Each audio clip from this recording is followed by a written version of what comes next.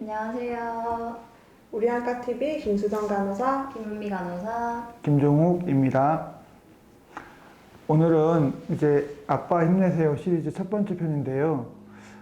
특히 대사성 질환, 특히 당뇨 망막증 같은 경우에 이제 인생에서 굉장히 왕성하게 활동을 해야 되는 30대 초반 또 40대 초반 이제 이럴 때 당뇨병에 걸리면 당뇨 식단 하려고 하는데 아이들이 먹는 게 좀 부실해지고 또 이러면 아빠 입장에서는 자기 몸 관리는 아무래도 뒤로 밀리게 돼 있어요. 그러면 이제 어느 순간에 이제 5년, 10년 슉 지나가면 당뇨병증이 확 오거든요.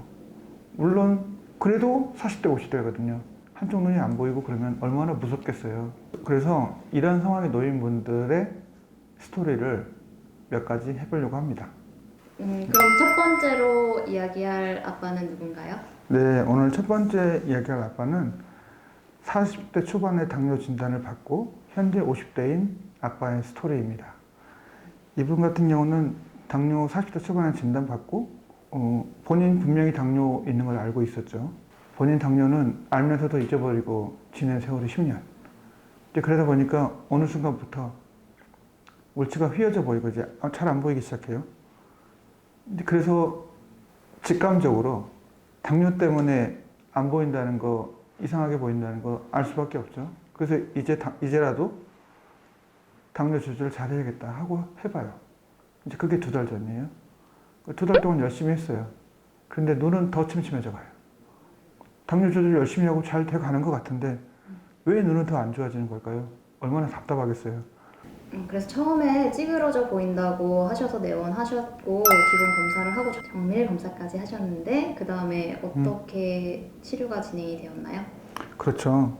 이제 2달 이상 내과 치료를 열심히 했는데 찌그러져 보이고 답답해 보이는 게 이제 점점 더 심해지니까 이제 오셔서 이제 제가 당뇨 때문에 관련된 문제라는 걸 확인하고 바로 정밀 검사를 예약해서 진행하고 지금 보시는 사진이 이제 처음 내원했을 때 정밀 검사 전에 기본 시력 검사할 당시에 찍은 사진인데요. 이게 오른쪽 안저, 이게 왼쪽 안저 망막인데 이제 여기는 시신경이고 여기 황반인데 황반에 이렇게 삼출물이 많이 끼어 있고 이런 기타 당뇨성 변화들이 양쪽에 굉장히 심하게 있잖아요. 출혈도 있고 이제 결국은 황반 부종, 황반이 부어서 제대로 안 보일 수밖에 없는 상황인데 이제 전체적인 망막의 상황을 알아보기 위해서 형광안저 촬영을 포함한 전체적인 눈 검사를 시행을 했습니다. 그래서 이제 오른쪽 눈만 양쪽 어차피 비슷한 상황이니까 오른쪽 눈만 이제 집중적으로 제가 안내를 해드리면 이제 촬영의 범위가 넓어지니까 망막 출혈이라든지 삼출물들도 굉장히 많은 걸 알 수 있고 황반 쪽에 형광안저 촬영을 해봤을 때 약물들이 노출이 막 심하게 된다는 거 현상이 명확해지고요. 노출이 심하게 된다는 건 결국 부어오른다는 얘기거든요. 황반 부분을 이제 OCT 촬영을 해봤을 때도 굉장히 많이 부어있는 그런 상황을 알 수가 있었고요. 이분 같은 경우는 양안의 심한 비증식성 당뇨 망막증과 동반된 심한 황반 부종으로 진단을 하였고 먼저 양쪽 눈에 레이저 치료, 안저 광운고 치료라고 하는데요. 레이저 치료를 양쪽 눈에 시작을 하였습니다.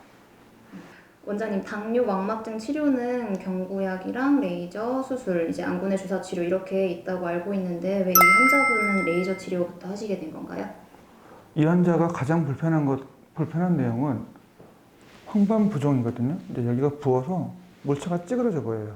눈이 안정적으로 유지가 돼야지 겨우 그 시력이 유지가 되는 거거든요. 황반 부종에 집중해서 황반 부종을 빼는 치료를 하는 동안 망막증이 심하게 급격하게 진행을 해서 다음 단계로 진행을 할 수 있다. 그래서 이분 같은 경우는 먼저 망막증 전체적인 단계를 안정적으로 만들고 그 다음에 시력이 좋아지는 치료는 그 다음으로 미루는 게 장기적으로 환자분한테 압도적으로 유리하다고 판단이 돼서 먼저 망막을 안정시키는 범망막 레이저 광운고술을 진행했습니다. 그래서 보시면 이제 중간중간에 레이저 치료를 하면서 이제 이게 다 황반 부종인데요. 황반 부종이 진행하는지 안 진행하는지 이런 과정들을 저희가 계속 모니터링 하면서 이제 하는 거거든요. 원장님, 근데 이분은 왜 레이저 치료를 다 마치지 않은 상태에서 안구내 주사 치료를 하게 됐나요?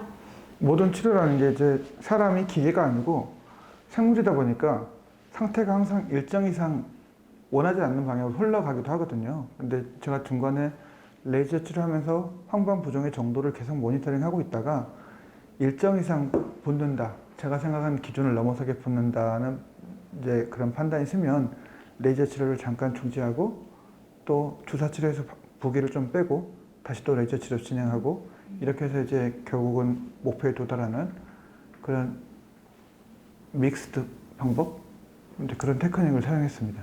그럼 원장님, 이 환자분은 앞으로 어떤 치료가 더 필요할까요? 이 환자 같은 경우는 레이저 치료는 양쪽에 충분히 필요한 만큼 다 진행이 됐습니다. 결국 종결이 됐다고 보시면 되고요. 신생혈관의 활동성도 충분히 감소됐다고 판단하고 있습니다. 그런데 이제 기존에 부어있던 망막, 황반 부종에 이제 문제라서 황반 부종을 빼기 위해서 이제 항체 주사 치료를 지금 주기적으로 시행하면서 제가 원하는 수준까지 부기가 빠질 수 있도록, 그러니까 결국 시력이 좋아질 수 있도록 다음 단계를 할 거고요. 이제 아마 부종이 빠진다면 이제 다시 붓지 않는 좋은 상태를 충분히 유지할 수 있을 거라고 생각합니다. 네, 원장님, 그럼 질병으로 고생하고 계시는 아빠들한테 한마디 해주세요. 네. 제가 아는 게 당뇨망막증밖에 없어서 당뇨병 때문에 고생하고 있는 아빠들한테 이제 환자도 치료의 핵심을 놓치지 않고 열심히 집중하고 의료진들도 열심히 해가지고 다시 왕성하게 일하고 가족들을 잘 돌볼 수 있는 아빠로 돌아가시기를 꼭 기원합니다. 그럼 아빠 시리즈 1편을 마치겠습니다. 감사합니다. 감사합니다.